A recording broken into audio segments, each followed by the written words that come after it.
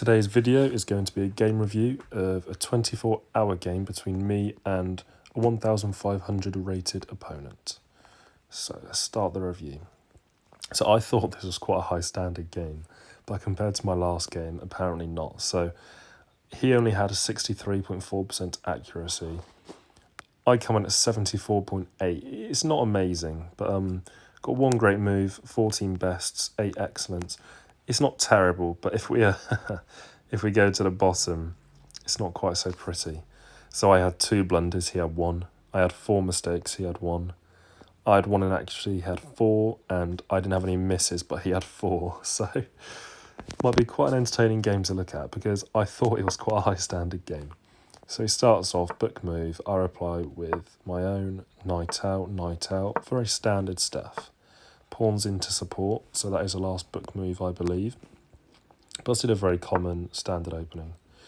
He comes out here, which I think's it's a bit of a different opening, but I suppose it allows a bishop to come out and the knight can still develop, so I guess it's not the worst move in the world. I get my bishop into the middle. Now brings his bishop in, okay, so following the plan through, nice. I castle nice and early, always good. He comes to the pawn. I mean, it's a good move. It wants the queen development. I found quite often when you look at these reviews, it just wants you to get the pieces out as quickly as possible. So, but it's a good move. And I reply again, good move. But it wanted me to go 2 squares up. To be honest, I'm not sure why I didn't go 2 squares up. I think I just like the idea of playing once so I could then move the other pawn up twice the next time round. I'm not 100%, but I mean, perhaps it was so my bishop could still have sight. I think that might have been what it was. I think I was too scared to bring the pawn up twice because then it would block the bishop's view, whereas I quite like the bishop having the extra view. But okay, it's a good move, not great. And take. Okay, nice. Bishop out, knight out, castles.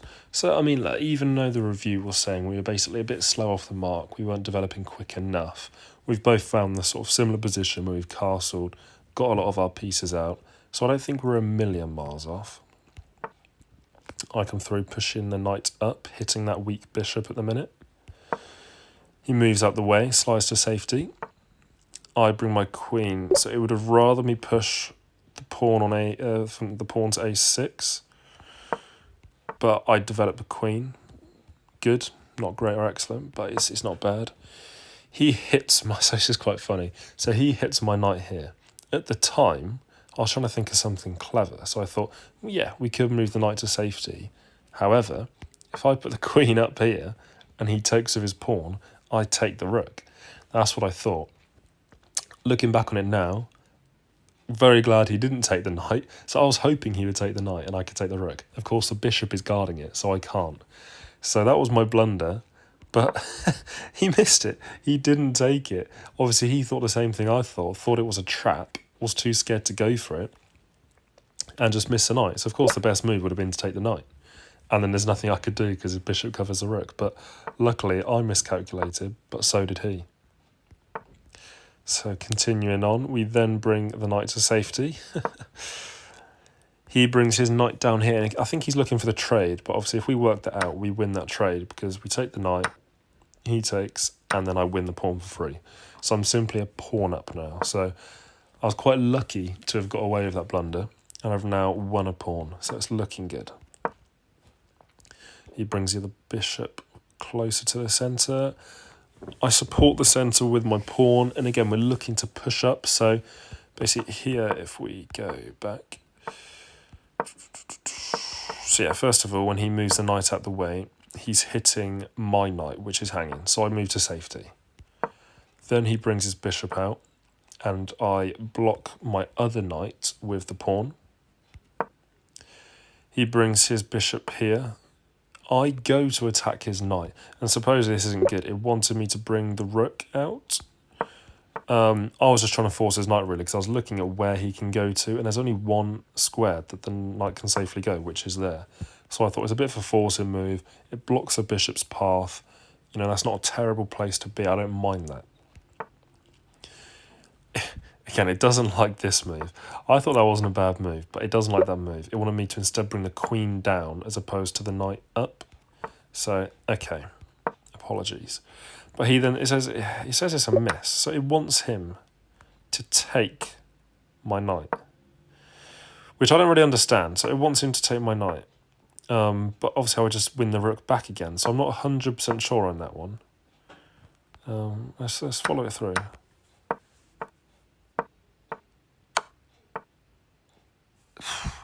I mean, that's a complicated set of moves to have understood at the time. I don't think that's really his fault for missing that, if I'm honest. But okay, so potentially I've escaped with another lucky thing there. Okay, yeah, I would not have got that. Anyway, back to the game. So, apparently this is a blunder. I thought this was a forcing move. I thought if I go there, he takes. I thought either way I was threatening the knight, really.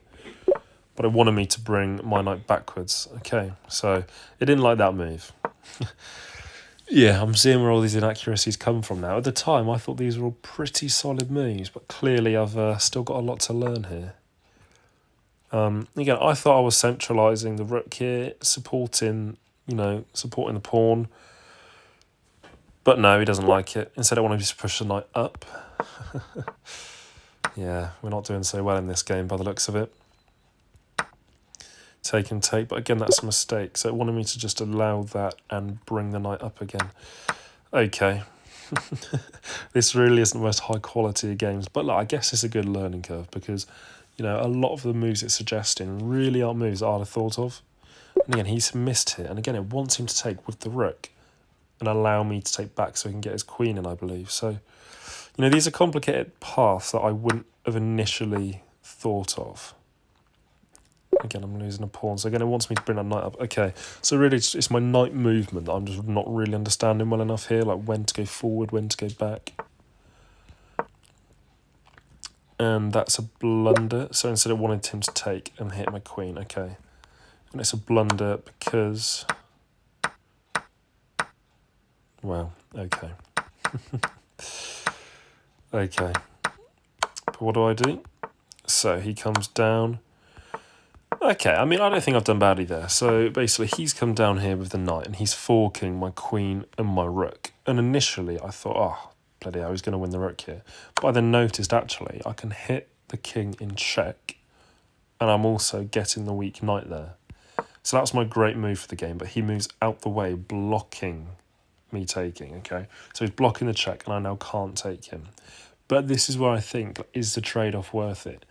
So I take... with the rook, he has to take back, and we win 2 pieces for a rook. So points-wise, I think a rook is worth 5, and the 2 minor pieces are worth 3. So I've technically just swapped my 5 for his 6, so I think I benefit from that. I mean, it's a risky play, but it gets my queen nice and centralised, finishes off with a check, and we've reduced the board down even more. So I don't think it's a terrible place to be.